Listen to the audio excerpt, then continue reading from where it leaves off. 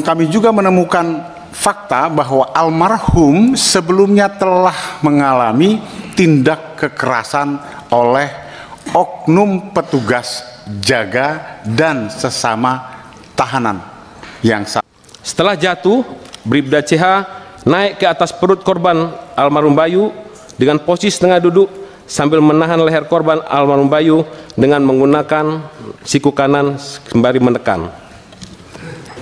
Ditemukan patah tulang iga kelima depan sisi kanan sehingga merobek paru kanan yang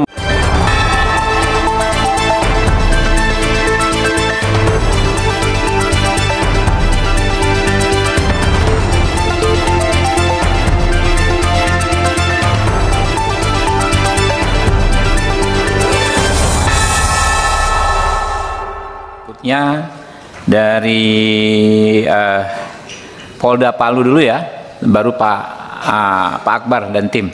Pak Polda Palu, mungkin kan ini cuman update ya Pak ya, silakan Pak, 15 menit Pak.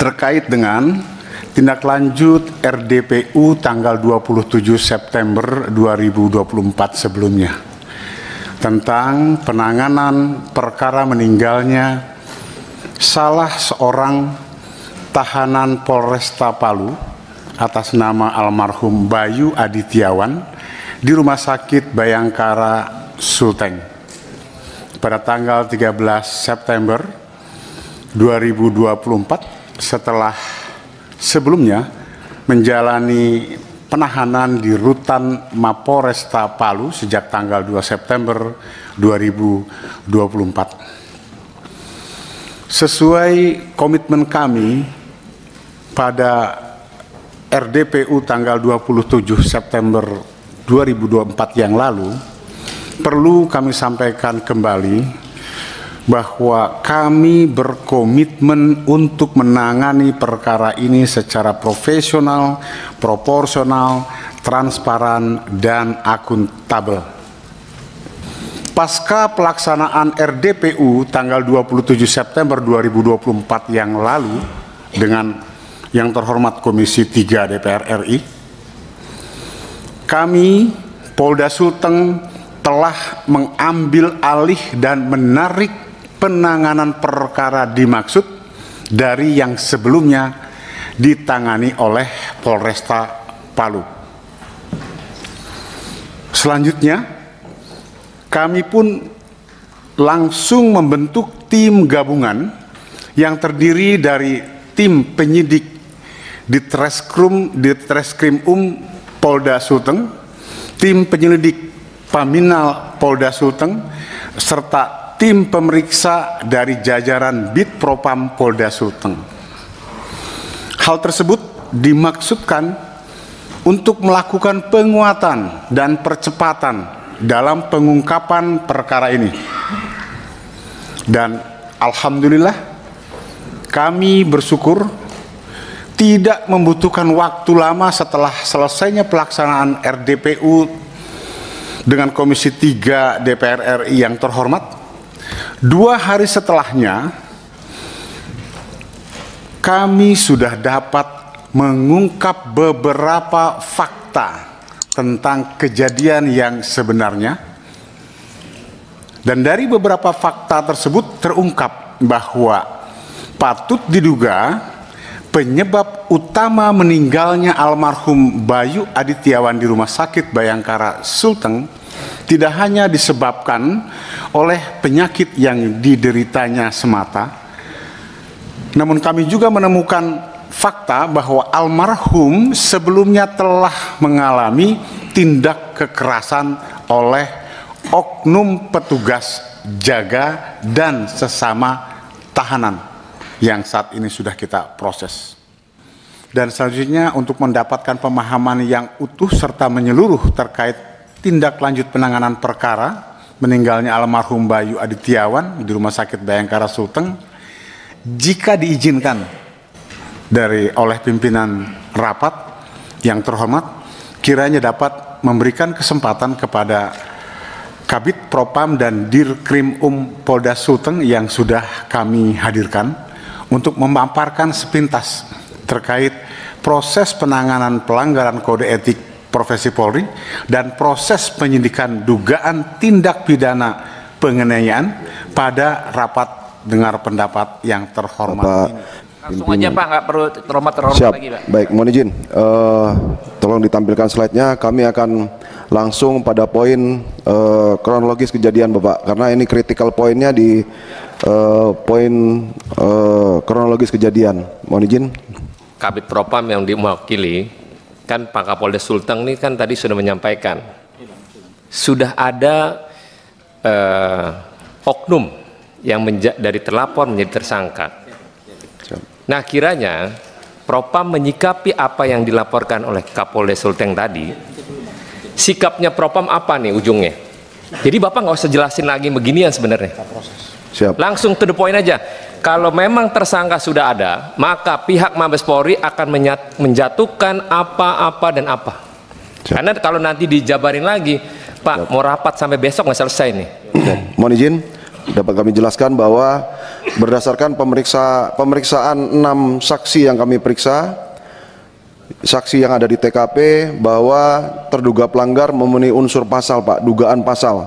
Dapat kami. Jadi terhadap terduga pelanggar Bribda Konstantin Hamid, terduga Bribda Konstantin Hamid akan CH akan kami lakukan sidang kode etik pada hari Kamis tanggal 30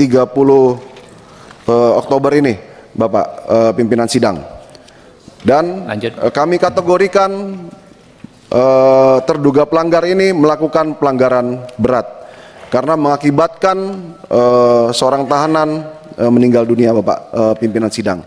Mungkin untuk Bribda CH untuk tidak pidana penganiayaan, kami menerapkan pasal 354 ayat 2, subsidiar pasal 351 ayat 1, ayat 2 dan ayat 3 KUHP. Ini berdasarkan saksi-saksi yang kami periksa sebanyak 38 orang, termasuk di situ adalah tahanan Polresta Palu 11 orang, kemudian anggota Tahti 9 orang, penyidik pembantu 2 orang, dan petugas rumah sakit setelah dokter. Pak, jadi semua ada 38 orang. Pak Dirkrim Pak. Siap. Yang terkait penganiayaan ini mungkin karena ini sidang terbuka supaya publik bisa mengcover kronologis kejadian yang penganiayaan itu diungkap. Baik. Silakan. Baik, pimpinan sidang, dari kronologis kejadian tanggal hari Kamis tanggal 12 September tahun 2024 saat pukul 01.30 sampai dengan pukul 05.30 terjadi penganiayaan, dan tahapan-tahapan penganiayaan ini kami dapat rekonstruksikan. Langsung ke slide berikutnya, rekonstruksi, prarekonstruksi. Kami melaksanakan prarekonstruksi kejadian hari Kamis tanggal 12 September, di mana Bribda CH pertama melakukan penganiayaan, menampar menggunakan tangan kanan terbuka ke arah pipi kanan korban almarhum Bayu Adityawan sebanyak 1 kali. Kemudian yang kedua, Bribda CH memasukkan ibu jari dan jari telunjuk kanannya ke arah mulut almarhum Bayu Adityawan, menarik. Ini berdasarkan keterangan saksi yang tadi adalah saksi para tahanan yang ada di sebelah kanan dan kiri. Kemudian yang berikutnya, Bribda CH melakukan pemukulan menggunakan tangan kiri terkepal ke arah pipi kanan almarhum Bayu Adityawan sebanyak 1 kali. Berikut, Bribda CH memukul menggunakan siku kiri ke arah pipi kanan almarhum Bayu Adityawan sebanyak 1 kali.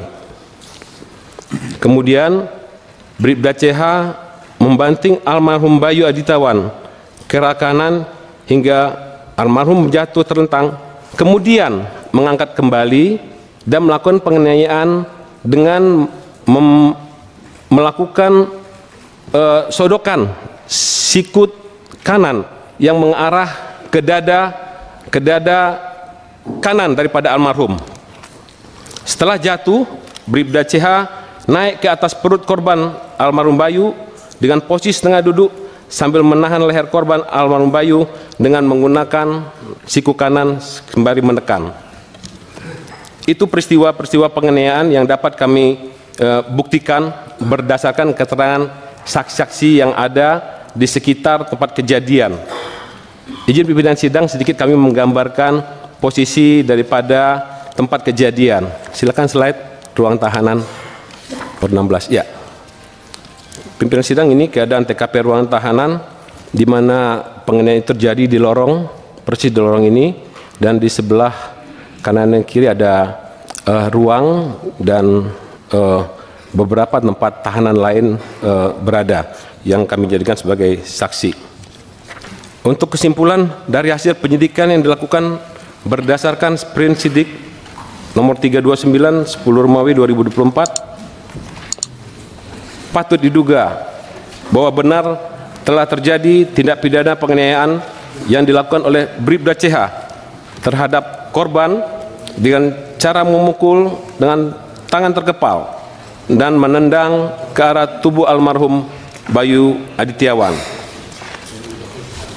Dari hasil pemeriksaan dokter forensik ditemukan patah tulang iga kelima depan sisi kanan sehingga merobek paru kanan yang mengakibatkan terkumpulnya darah udara dalam rongga dada kanan dan mengempisnya paru sehingga menyebabkan almarhum Bayu Adityawan sulit bernapas yang berakhir dengan meninggal dunia. Sehingga dari seluruh keterangan para saksi, ahli serta alat bukti lainnya, perbuatan Bribda CH memenuhi unsur pasal 351 ayat 3 KUHP yang dimana jika mengakibatkan orang mati diancam dengan pidana paling lama 7 tahun.